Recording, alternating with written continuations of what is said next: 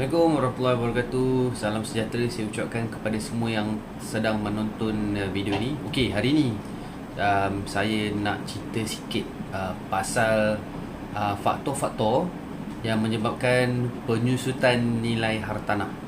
Okey, lately ni saya memang dapat banyaklah pertanyaan daripada kenalan-kenalan bila mana baru-baru ni berlakunya banjir di banyak tempat di sekitar Malaysia. Jadi soalan yang banyak diutarakan kepada saya itu kan, adakah diorang punya harga rumah ataupun pasaran hartanah akan menurun? Okey, untuk itu kita tengok dulu faktor yang pertama.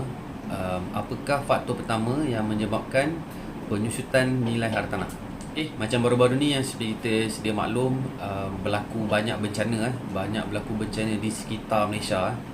Antaranya banjir banjir, lepas tu ada orang kata pergerakan dalam tanah, ada rumah-rumah yang contoh terbelah dua, berjalan sikit ke kan. So itu kita panggil bencana alam. Bencana alam juga pada tahun 1993 dengan tahun 2000, tak silap saya, berlaku di Bukit Antarabangsa.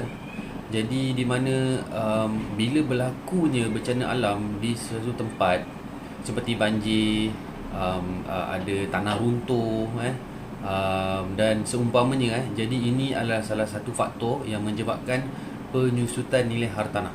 Okey, faktor yang kedua adalah faktor ekonomi. Okey, saya nak bagi satu contoh yang mudah untuk kita fahami. Bila ekonomi kita tidak berapa bagus, maka kita kekurangan kuasa untuk membeli. Kekurangan kuasa untuk membeli ni bila mana kita kekurangan wang cash ataupun wang simpanan untuk kita nak beli rumah, kita kurang.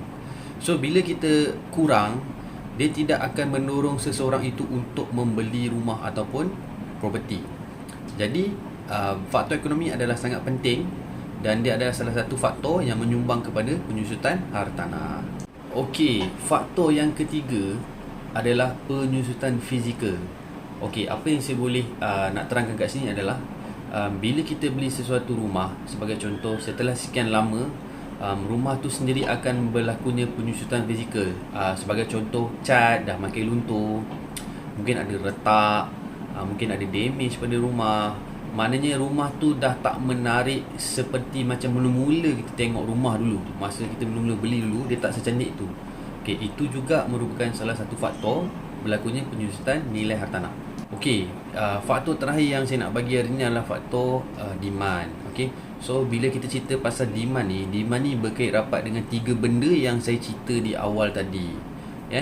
Bila berlakunya banjir ataupun berlakunya bencana alam di suatu tempat, demand kurang, pasaran ataupun nilai hartanah di tempat itu jatuh.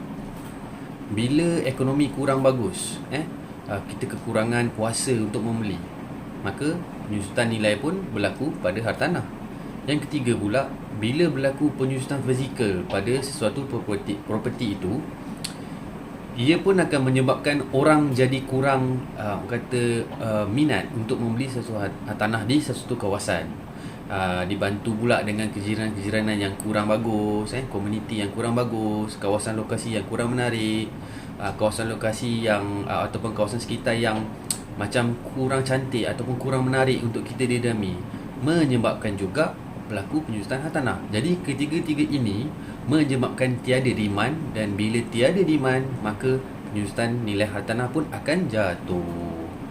Jadi saya harap dengan sedikit info yang saya bagi ini, maka dapatlah yang tengok ni faham dan orang kata tahu sebab apa kadang-kadang sesuatu properti itu nilai hartanah dia makin susut. Dan moga bermanfaat kepada yang mendengar, dan sekiranya korang rasa benda ni bagus, maka korang bolehlah like, share dan juga subscribe Facebook saya dan juga saya punya YouTube channel. InsyaAllah di lain masa saya akan kupas topik-topik yang lebih menarik, yang relevan dengan keadaan terkini untuk kita punya arena property. Jadi itu saja pada hari ini. Terima kasih banyak. Assalamualaikum warahmatullahi wabarakatuh dan salam sejahtera. Bye bye.